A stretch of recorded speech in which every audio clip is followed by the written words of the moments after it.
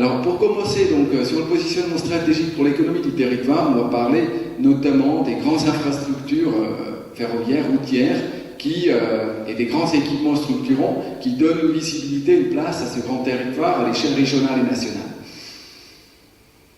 4 grands objectifs.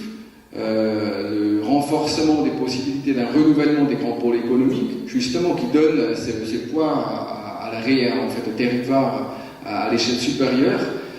On parle là évidemment du CHU, du campus universitaire, du Futuroscope, etc.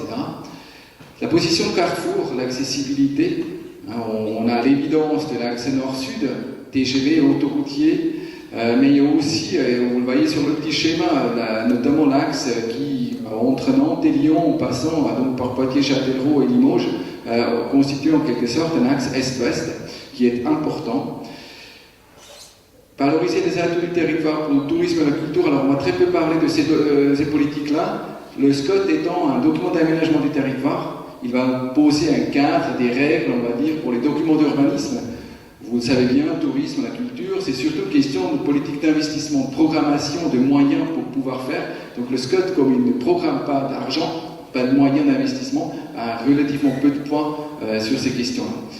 Enfin, donc la question de l'agriculture, un sujet important pour préserver notamment l'outil agricole sur le territoire. Ensuite, l'agriculture en soi étant beaucoup régie aussi par des règles économiques définies à l'échelle européenne, le SCOT n'a pas non plus un rôle, on va dire, déterminant sur l'économie agricole en soi.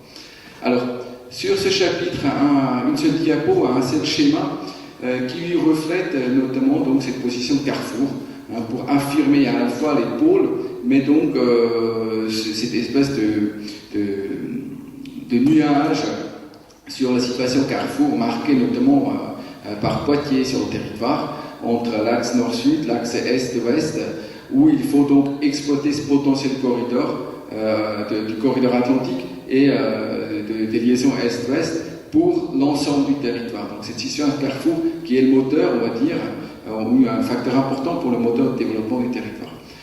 On a sur cette carte ensuite les liaisons structurantes, on va en reparler tout à l'heure, il y a le ferroviaire, le routier, et il y a notamment un enjeu qui est de dire mettre à niveau l'axe routier Nantes-Lyon-Limoges, comme je l'ai évoqué tout à l'heure, par le projet dont vous avez déjà maintes fois entendu parler, de la mise à 2x2, notamment de la 249.